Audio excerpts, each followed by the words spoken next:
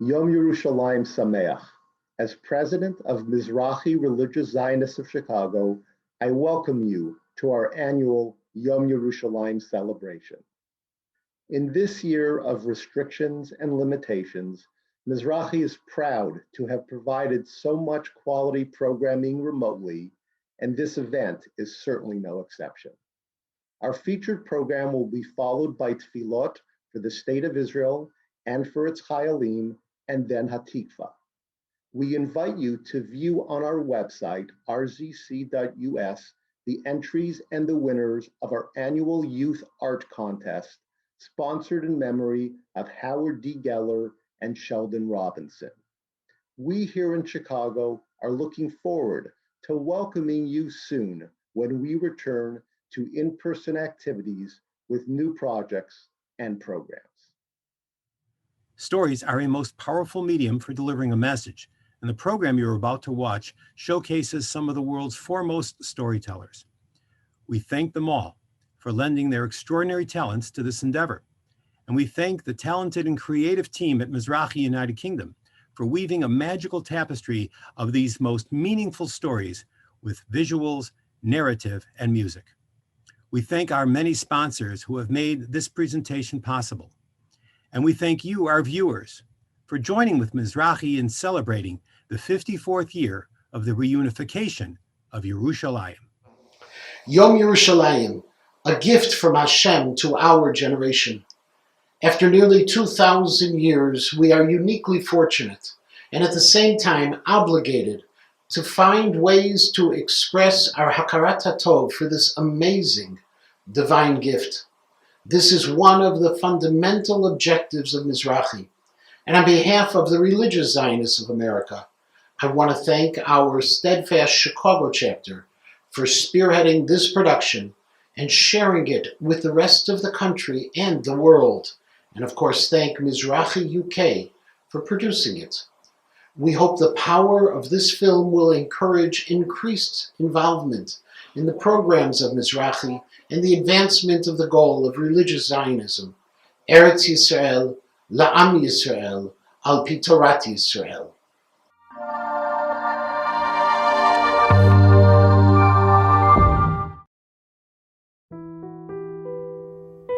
Yerushalayim, a city to symbolize all of Jewish history. Yerushalayim, a city of gold. Yerushalayim Shel Zahav, a city of light, of Torah, of culture, of beauty, of majesty, of holiness, and of peace. We cannot imagine a world in which Yerushalayim is not the capital of the Jewish state, and the Kotel and the Old City are not under Jewish sovereignty. There are so many stories about this wonderful city, its people, and its history.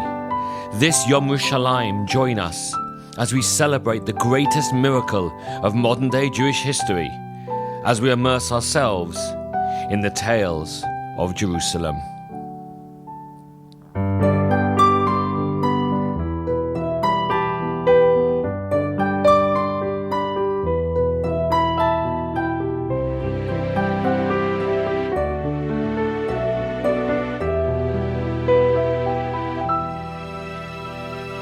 Come, let us tell the tales of a city known for its beauty, splendor, and grace. Come, let us find the words to describe her. She is not like any other place. Yerushalayim, the place to live. Yerushalayim, Harim Saviv. Yerushalayim, Yerushalayim Shalom. Yerushalayim, we're going home. Where else in this world can you find a wall? Whenever you touch it, it touches you. Reach for its stones, they're moist with the tears of our hopes and our dreams that we know will soon come true. Yerushalayim, the place to live. Yerushalayim, Harim Saviv. Yerushalayim,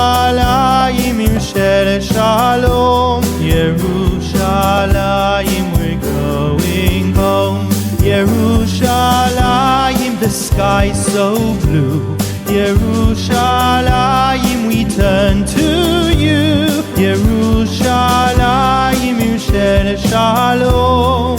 Yerushalayim, we have come home.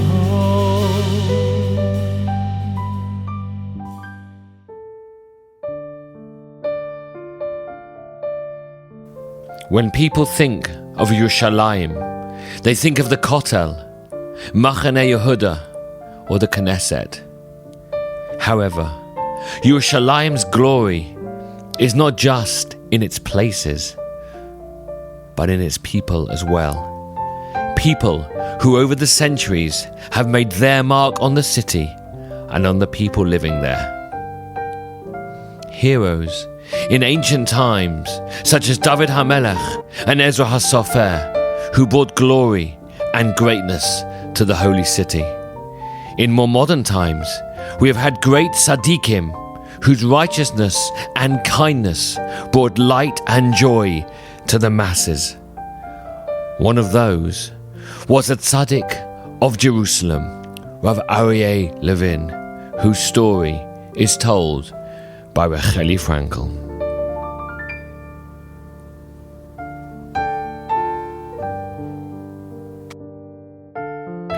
For most of the previous century, part of the Jerusalem scenery was this short man dressed in black with a hat, a rabbi, known to everybody as Rav Aryeh. Rav Aryeh Levin, the Jerusalem tzaddik, a true righteous man that was loved by anybody who met him, actually by anybody who ever heard about him. He had this gift to care so deeply about each and every person in the world and to find a way to lighten up their day, no matter how poor and disadvantaged they are. He was nicknamed the prisoner's rabbi. He would go to prisons and find people and connect to them and care about them and come back to visit them regularly, especially ones who were arrested by the British mandate for being part of the underground. Some of them were sentenced to death, and the only light in their days were the regular visits by Rav Aryeh Levin. He would go to hospitals and where people were totally neglected, people with contagious diseases and lepers hospitals. He once came to a place and there was one person who was really in a terrible, terrible shape. It turned out that he had no relatives in the world, so nobody really cared about him. And he was extremely neglected. So he got this beautiful plant and he came over to the head of the hospital and he says, I happen to be the closest relative to this person, and please, would you take good care of him? And from that day on, he regularly came to visit this new relative of his.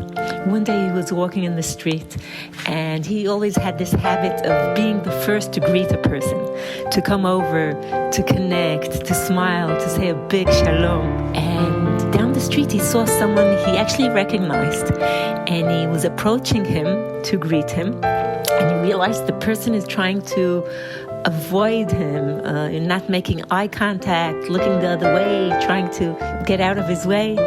And Rav Aryeh reached him and said, what's wrong? Why are you running from me? And the guy said,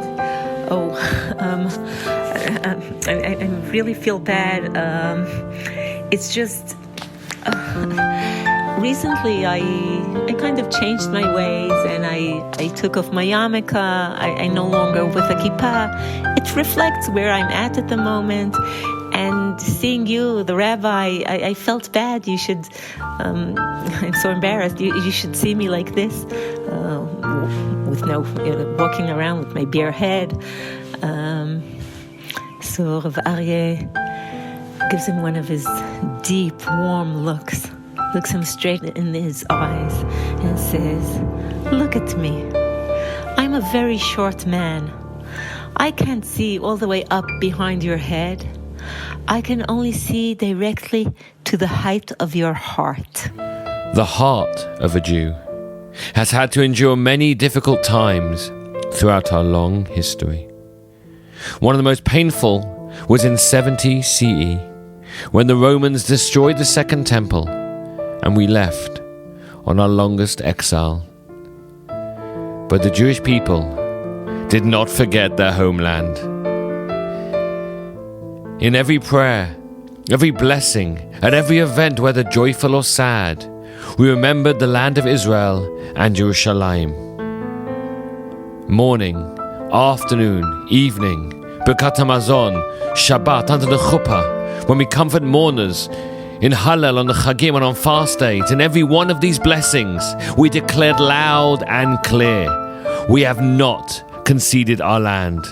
We have not deserted our birthplace or neglected our holy city.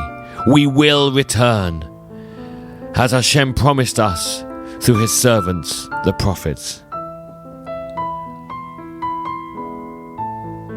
And then the miracle came to pass, and so it was that on Friday the 5th of Iyar, May the 14th, 1948, they gathered in Tel Aviv to hear and approve the Declaration of Independence of the State of Israel. With marked emotion, David Ben-Gurion read out, "We hereby declare the establishment of the Jewish state in the land of Israel, namely, Medinat Yisrael." And just like that, 2,000 years of exile came to an end. And in Yerushalayim, at that exact time, the following remarkable story occurred, told to us by Rav Doron Perez.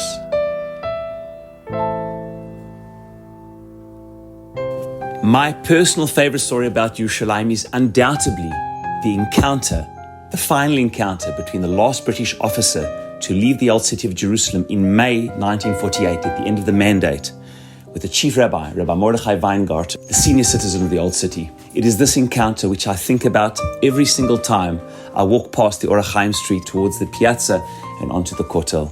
Every time I walk past this road, I think of this remarkable story, a defining story in Jewish history. Indeed, it's told in the beginning of the book, O Jerusalem, by Larry Collins and Dominic Lapierre, and they open with this moving account. And they say that as the officer made his way out of the old city, they recount as follows.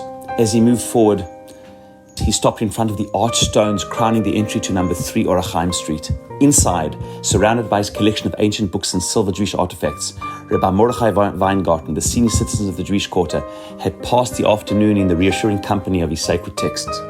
Lost in his thoughts, he hesitated a moment at the knock at the door. He got up, put on his black vest and jacket, adjusted his gold-rimmed spectacles and his black hat, and stepped into the courtyard. There before Weingarten stood a middle-aged British major wearing the yellow and red insignia of the Suffolk Regiment. From his right hand dangled a bar of rusted iron, almost a foot long. With a solemn gesture, he offered it to the elderly rabbi. It was a key, the key to Zion Gate, one of the 7 gates of the old city of Jerusalem. From the year 70 AD until today, he said, a key to the gates of Jerusalem has never been in Jewish hands. This is the first time in 18 centuries that your people has been so privileged. Weingarten extended a trembling hand to accept the key. Jewish legend held that on the night the Roman Emperor Titus destroyed the temple, the despairing priests had thrown the keys of Jerusalem to heaven, crying, "God, henceforth you be the guardian of these keys." Now the improbable agent of their return to Jewish hands stood to attention and saluted. Our relations have not always been easy, he said, but let us part as friends. Good luck and goodbye. Baruch atah Hashem, blessed are you, O Lord, murmured Weingarten. Elokeinu melech haolam, shehecheyanu, v'kiyamanu, v'higianu lazman hazeh, who has granted us life and sustenance and permitted us to reach this day. Then, addressing the Englishman, he said, I accept this key in the name of my people. However, although Ben-Gurion sent out the order to hold on to Yerushalayim at all costs, the sad results of the 1948 war were otherwise. The old city of Yerushalayim fell, and a wall would divide the holy city for years to come. Ha'ir asher b'dad yoshevet uv'liva choma, a city that sits solitary, and in its midst is a wall. And for those 19 long years, we gazed over the barbed wire and no man's land, towards the old city and the Temple Mount. Yes, we had regained our body, but not our soul. And then perhaps the greatest miracle of them all, a miracle Israel never expected. By June 1967, the country had barely 3 million Jews. The crippling economy, social challenges, and military threats caused many more to consider leaving. There was fear and foreboding. Tens of thousands of graves were dug for the projected casualties. The Jewish world held its breath. The enemies of Israel had twice as many soldiers as we did, 3 times as many planes, 4 times as many tanks. The odds were stacked against us on every military front. How could Israel survive? Ambassador Michael Oren explains how the miracle of 1967 came to pass. I want to tell you about the coincidences, or if you will, the miracles, that led to the liberation of Jerusalem in 1967. On the 5th of June of that year, hundreds of Israeli warplanes took off in the largest surprise attack in aerial history, destroyed the Egyptian Air Force on the ground. At the same time, Israeli ground forces broke through Egyptian defenses in Sinai and rushed toward the Suez Canal. Several days before this, King Hussein of Jordan placed his army under direct Egyptian command. And Egyptian generals, wanting to hide the extent of their surprise attack by Israel, spread a rumor that the Egyptian army had in fact broken through Israeli defenses. The Egyptian Air Force had destroyed the Israeli Air Force on the ground, and the Egyptian army was advancing on Jerusalem from Beersheba and Bethlehem from the south. And Egyptian generals in Jordan believed this, and they sent Jordanian troops to attack southern Jerusalem, the area we know as Amon Natziv, where the promenade is, the Tayelet. Israel had very small forces in Jerusalem. The Israeli government had asked King Hussein to stay out of the war, saying, "This is between us and Nasser. You stay out of it, we stay out of it." Israel practically begged Jordan to stay out of the war. But Jordanian forces invaded, and Israel, with its small number of troops, defended Armon Natziv and drove the Jordanian back. But at the same time, large Jordanian forces, including 100 tanks, advanced on Mount Scopus in the north. And Israel simply did not have enough troops to defend the city. And so the paratroopers who were down in Sinai preparing to drop on parachutes into El Arish were loaded onto buses without the right equipment, without the right arms, without even maps to the city of Jerusalem. They drove to Jerusalem and went right into battle. And some of the fiercest fighting of the entire 6-day war took place on Ammunition Hill in an attempt to link up with Mount Scopus. By the morning of June 7th, that had been accomplished. The Jordanians had been driven back, and Israeli forces sat atop the Mount of Olives looking down at the old city. At that point, still the Israeli government hesitated, didn't want to take the old city, fearing of the world backlash, Jews taking over the holy places of Jerusalem. And the Israeli government actually asked King Hussein, saying, "If you agree to a ceasefire and a peace process, we will not enter the old city." Well, King Hussein never answered that request. And so at 11 o'clock in the morning, the paratroopers broke through Lions Gate, and 2 hours later, the word came back, Har HaBayit Be'adenu, the Temple Mount is in our hands. And through a series of misunderstandings, miscalculations, telegrams that were never responded to, Israel and the Jewish people were reunited with our holiest city and the holy places in it, the Kotel and others. That is Yom Yerushalayim, a series of coincidences perhaps, but also, of course, of miracles.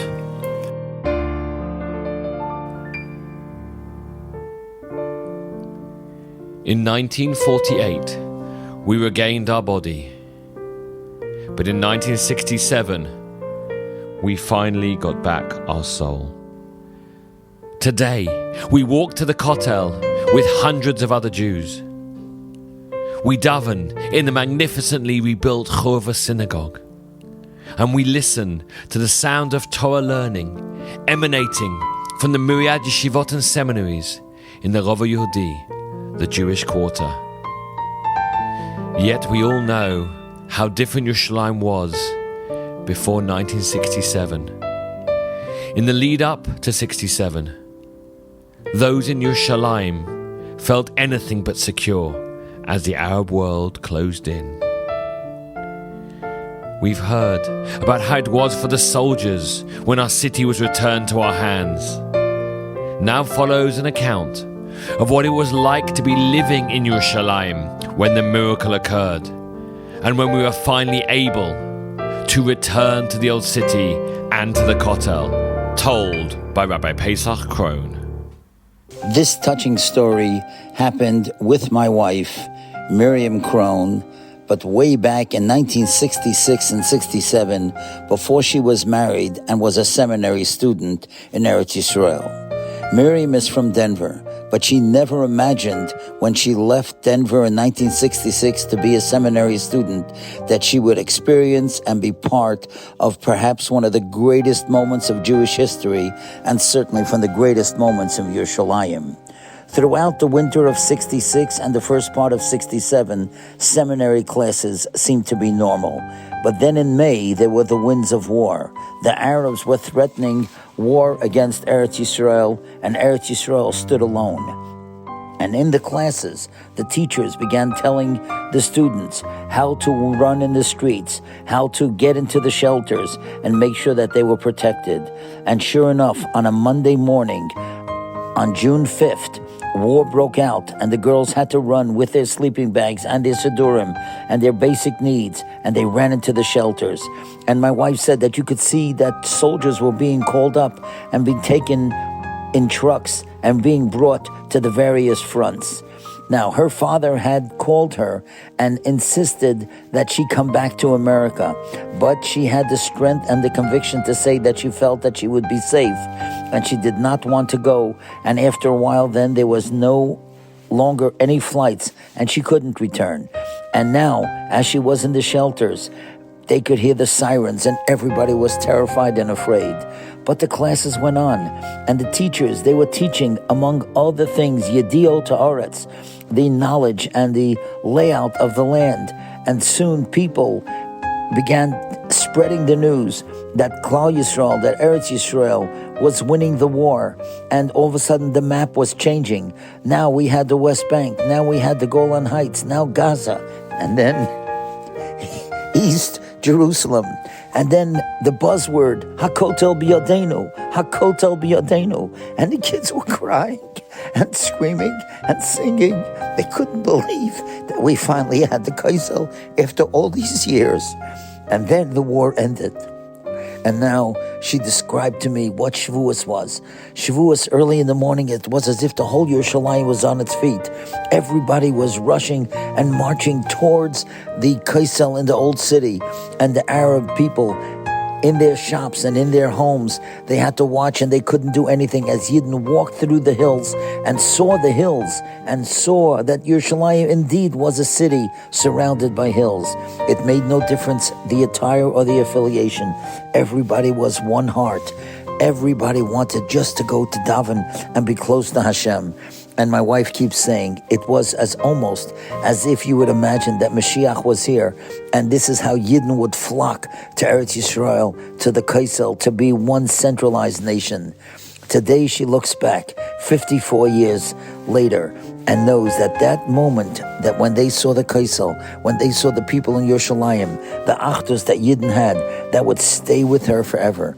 And she is so proud of herself that she had the strength and the conviction to remain in Yerushalayim at the most crucial moment. She wrote something about this, and I would like to read the last sentence of her article. For us, it is never just history. The events of the past link us to the present and provide hope for the future of our great Jewish people. Rabbi Sachs, Zecher Tzaddik Livracha, was a student at Cambridge University during the Six-Day War, and he writes about what happened during this time. It was then that an extraordinary thing began to happen. Throughout the university, Jews suddenly became visible. Day after day, they crowded into the little synagogue in the center of town. Students and dons who had never before publicly identified as Jews could be found there praying. Others began collecting money. Everyone wanted to help in some way, to express their solidarity, their identification with Israel's fate. It was some time before we realized that the same phenomenon was repeating itself throughout the world. From the United States to the Soviet Union, Jews were riveted to their television screens and radios, anxious to hear the latest news, involved on the edge, as if it were their own lives that were at stake. 1967 was a turning point for the Jewish people. It was the beginning of the Baal Teshuvah movement, as well as the start of the awakening of the Jews of the Soviet Union. Behind the Iron Curtain, the liberation of Yerushalayim had begun to awaken their own sense of Judaism and Zionism. Sivan Rahav Meir explains how this played a central part in the life of one of the most famous refuseniks of all, Natan Sharansky.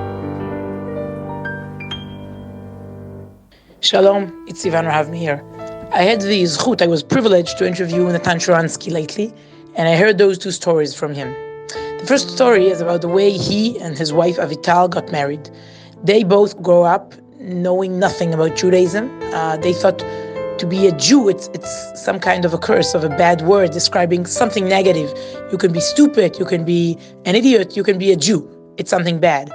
And they discovered their identity, and they met each other while they were demonstrating against the KGB, great place for first date. And then they got married. It was the first Jewish wedding they ever saw, they ever attended, and it was their own wedding. They had no idea what they were doing. They found an old Rav.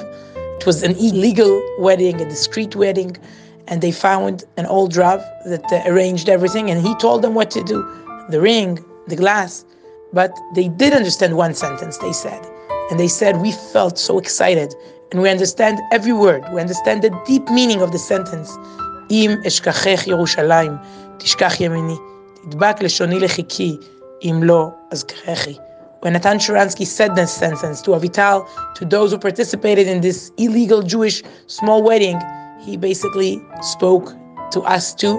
He didn't know back then what's going to happen, but it gave him strength. It gave Avital the strength for the future. Then he was arrested. He was sent to jail for more than 9 years. At the end of the trial, the judge asked him, do you want to say something? Sharansky said, I don't have anything to say to you since I see it as a fake trial, fake everything here. It's not true. Everything that's going on here, it's a huge lie. You do not represent justice. But I have something to say to Avital and to my nation, to my people. Leshana haba'a b'Yerushalayim, Leshana haba'a b'Yerushalayim. It took more than 1 year, but I think once again, Yerushalayim, in those two moments, the wedding and the trial, Yerushalayim represents something that is bigger than us. And I wish us all to connect ourselves to that bigger, wider story of Yerushalayim. And Be'ezrat Hashem, may we all really see Leshana haba'a b'Yerushalayim habnuya. Thank you from Yerushalayim. Today, Yerushalayim is the center of the Jewish world. It is the heart of our nation. There are more people learning Torah in Yerushalayim today than ever before. Ki mitzion tetzei Torah udvar Hashem Yerushalayim. Yet, it is not only the religious that feel the connection to and the pull of the city. Even those who seem to be distant and detached from our people and our history can't help but feel something special. How? How can Yerushalayim help connect those who are so distant? Let Charlie Harari end our Tales of Jerusalem with a story about the power of Yerushalayim for all Jews. every Jew, no matter where you're from, no matter your connection, your affiliation, your denomination, has a piece of Yerushalayim in their heart. The famous words of Rabbi Yehuda Halevi, Libi Mizrach, I believe was an accurate statement of fact that has never changed. No matter where a Jew is, it's a piece of his heart that is in the East. I felt that as a student, having the opportunity to spend 2 years in Yeshivat HaKotel in the Old City. But I never had it articulated as well as just a few years ago. The past few years, I've had the zechut, the honor, of leading a trip of adult men to Israel. These are men from different backgrounds and countries, different denominations, religious affiliations, religious knowledge, for a 1-week trip to Israel. Many of the men have never been to Israel before. And if you can imagine taking about 150 to 200 adults, most of which have never even been in the country before, it's a very powerful experience. And one of the most powerful moments in the beginning of the trip, when they first started, took place in the Old City. We prepared them, we brought them to the Old City. We introduced them to what they were about to experience, and then in silence, we all walked to the Kotel. If you can picture a beautiful Wednesday around 11 a.m., not a cloud in the sky. The Kotel was empty, and 150 men pile in and line the entire breadth of the wall, each one with their hand on the stones. Some started breaking down immediately, just once they touched the stones. Others seemed to not be able to pull back from its grasp. Others started to talk to God for the first time in their lives. It was a scene that I'll never forget. But there was one conversation that took place that was Ole al Gabeim, that was even greater. I was standing around 40 or so feet behind, watching. And a man came up to me. He said, "Charlie, can I ask you a question?" I said, "Sure." He said, "I have this feeling that is confusing me." I said, "You're inspired?" He goes, "Yeah, I'm inspired, but that's not what I'm talking about." I said, "What's the feeling?" He said, "The feeling is familiar. I feel like I've been here before. This place feels familiar. But I've never been to Israel." And standing with this man in the Kotel Plaza, I tried to explain to him the concept of Libi Mizrach. No matter where you are, no matter where you're from, no matter whether your body has stepped foot in the state of Israel or not, you're a Jew. And that means there's a piece of your heart that is connected to this city. If I tell you, I have heard that maybe a dozen times. Jews from all over the world that come for the first time and feel like they've been here before. It's because every Jew, no matter where you are, has their heart in Yerushalayim.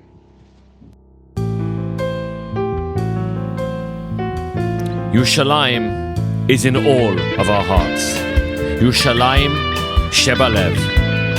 We thank Hashem, we celebrate and pray for peace, and yearn for the final tale from Jerusalem, the Geula Shalema. כל אדם מחפש מקומות ונופים חדשים בעולם. הוא חוצה יבשות וימים במסע של הנפש לשם. על כנפי מחוזות עדיון הוא מפליג בספינה אל הים, אך בסוף זה הלב שמוביל אותנו לשם.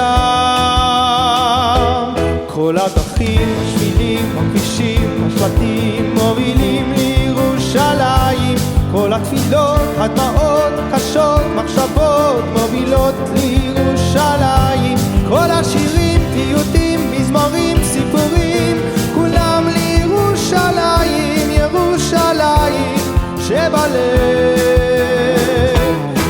בדרכים, בשבילים, בכבישים, בשבטים, מובילים לירושלים. כל התפילות, הדמעות, קשות, מחשבות, מובילות לירושלים. כל השירים, פיוטים, מזמורים, סיפורים, כולם לירושלים, ירושלים שבלב.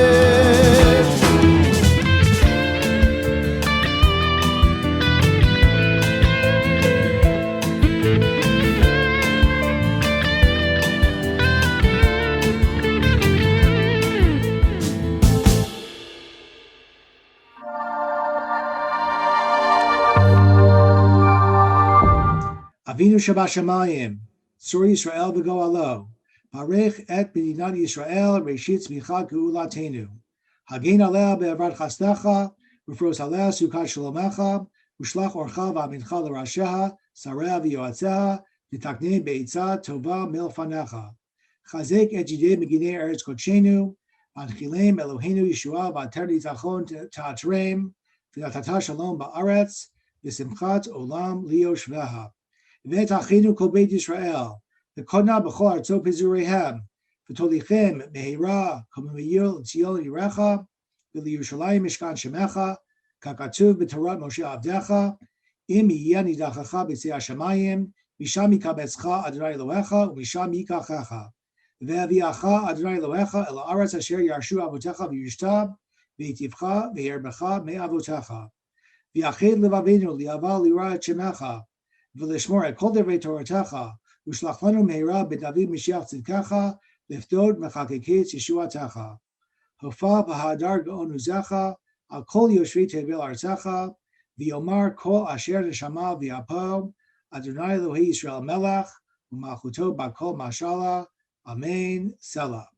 מי שברך אבותינו אברהם, יצחק ויעקב, הוא יברך את חיילי צבא ההגנה לישראל, ואנשי כוחות הביטחון. העומדים על משמר ארצנו וערי אלוהינו, מגבול הלבנון ועד מדבר מצרים, ומן הים הגדול עד לבוא הערבה, ביבשה, באוויר ובים. ייתן אדוני את אויבינו הקמים עלינו ניגפים לפניהם. הקדוש ברוך הוא ישמור ויציל את חיילינו מכל צרה וצוקה, ומכל נגע ומחלה, וישלח ברכה והצלחה בכל מעשה ידיהם. ידבר שונאינו תחתיהם, ויעטרם בחסר ישועה ובעטרת ניצחון. ויקוים בהם הכתוב, כי אדוני אלוהיכם ההולך עמכם להילחם לכם עם אויביכם, להושיע אתכם, ונאמר אמן.